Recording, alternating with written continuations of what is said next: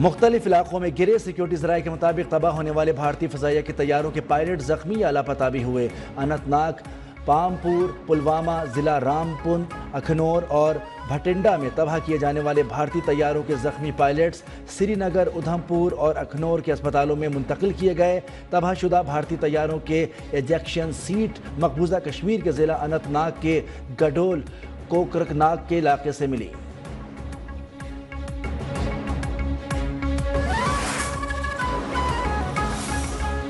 پاکستان سنتاس معاہدے کے تحت اپنے حقوق کی حفاظت کے لیے ہر ضروری اقدام کرے گا۔ پاکستان نے بھارتی وزیراعظم کے اشتعال انگیز اور نفرت انگیز بیانات مسترد کر دیے۔ ترجمان دفتر خارجہ کا کہنا ہے کہ پاکستان ہمیشہ مسئلہ کشمیر کے پرامن حل کا حامی رہا ہے۔ مسئلہ کشمیر کا حل اقوام متحدہ کی قراردادوں اور کشمیری عوام کی خواہشات کے مطابق ہونا چاہیے۔ صدر ٹرمپ کے تنازع کشمیر کے حل کی کوششوں کی حمایت کا اعادہ کرتے ہیں۔ ہمارا امن کے لیے عزم کبھی بھی ہماری کمزوری نہ سمجھا جائے۔ مستقبل میں کسی بھی جارحیت کا بھرپور جواب دیا جائے گا۔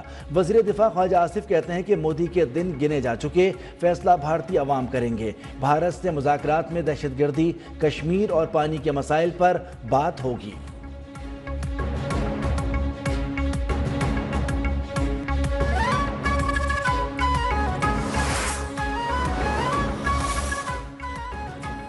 پاکستان کے پانی کا رخ بدلنا یا روکنا اقدام جنگ ہوگا۔ قوموں کو زندگی میں 9 مئی کی رات جیسی سنجیدہ فیصلے کرنے پڑتے ہیں۔ نائب وزیر اعظم اسحاق ڈار کا امریکی نشریاتی ادارے کو انٹرویو۔ کہا کہ پاک فضائیہ کی برتری دیکھ کر بھارت گھٹنے ٹیکنے پر مجبور ہوا۔ ہماری جوابی حملوں پر دنیا حرکت میں آئی۔ امریکی وزیر خارجہ نے بتایا کہ بھارت سیز فائر چاہتا ہے۔ وزیر اطلاعات عطا تارڑ بولے، بھارت کے پاس پانی روکنے کی صلاحیت ہی نہیں۔ بھارت نے معصوم شہریوں جبکہ پاکستان نے ان کی فوجی تنصیبات کو نشانہ بنایا۔ بھارت کے نقصانات سب کے سامنے ہیں۔ وہ مزید کشیدگی جھیلنے کی پوزیشن میں نہیں تھا۔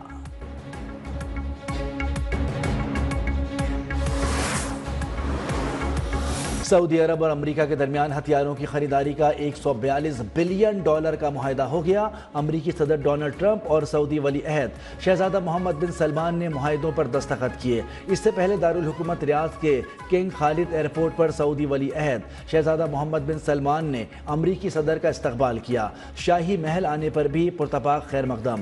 امریکی صدر سعودیہ سے قطر اور متحدہ عرب امارات کے دورے پر جائیں گے۔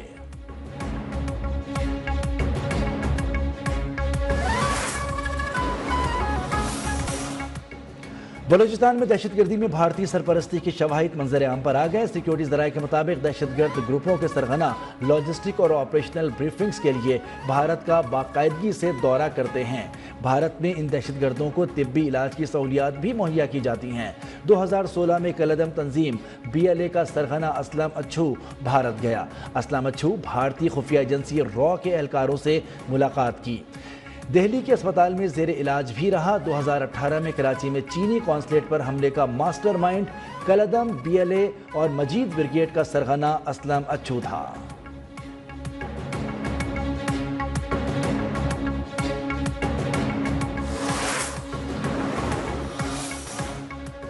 بھارتی فضائیہ کی نااہلی، رافیل بنانے والی فرانسیسی کمپنی کو بڑا دھچکا۔ پاک فضائیہ کے ہاتھوں 3 طیاروں کی تباہی کے بعد کمپنی کے شیئرز میں ایک ہفتے کے دوران 9.5% کمی۔ کمپنی کے حصص 331 یورو سے کم ہو کر 299 یورو پر آ گئے۔ رافیل کے دوسرے خریدار بھی تشویش میں مبتلا۔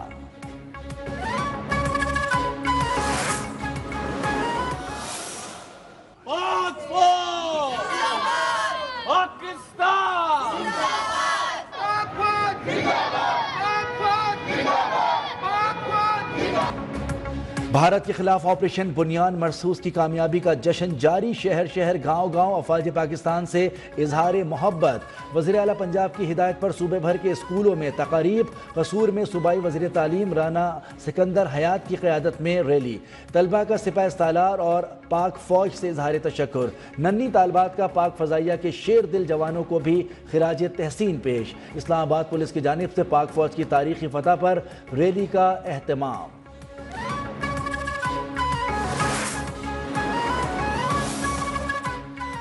آپریشن بنیاد المرصوص کی کامیابی۔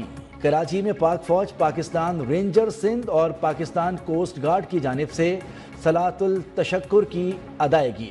کور commander Karachi lieutenant general Awais Dastgir نے افسروں اور جوانوں کے ساتھ نماز شکرانہ ادا کی۔ کور کمانڈر نے کہا، پاک فوج شیر دل جوانوں پر فخر کرتی ہے، یہ قوم کے سر کا تاج ہیں۔ وزیراعظم شہباز شریف کی زیر صدارت دانش اسکولز اور یونیورسٹی سے متعلق اجلاس۔ ملک بھر میں 15 نئے دانش اسکولز کی تعمیر کی پیش رفت کا جائزہ۔ زیر تعمیر دانش اسکولوں اور دانش یونیورسٹی پر کام تیز کرنے کی ہدایت۔ کہا، دانش اسکولز اور یونیورسٹی مستحق لائق طلبہ کو تعلیم فراہمی سے متعلق منصوبے ہیں۔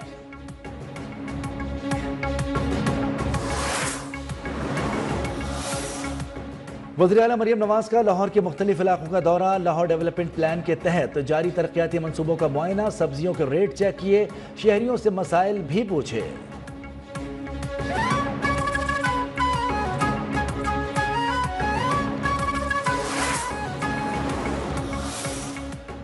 وزیراعلیٰ خیبر پختونخوا علی امین گنڈاپور کی زیر صدارت اجلاس۔ تمام سرکاری گھروں، دفاتر، اسپتالوں، تعلیمی اداروں میں پھلدار پودے لازمی قرار دینے کی ہدایت۔ کہا کہ محکمہ زراعت کو پھلدار پودے لگانے کے لیے خصوصی ذمہ داری دی ہے۔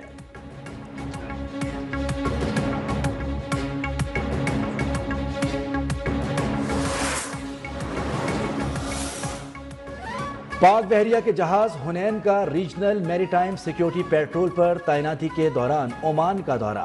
بندرگاہ پہنچنے پر عمانی حکام نے جہاز کا پرتپاک استقبال کیا۔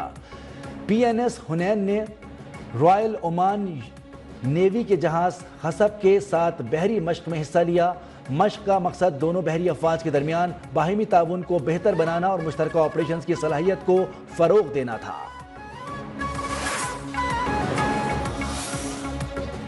پاک فوج نے کراچی کے رہائشی ننھے عثمان عقیل کی خواہش پوری کر دی۔ عثمان عقیل کالسی فیلیاسس کے مہلک مرض میں مبتلا ہیں۔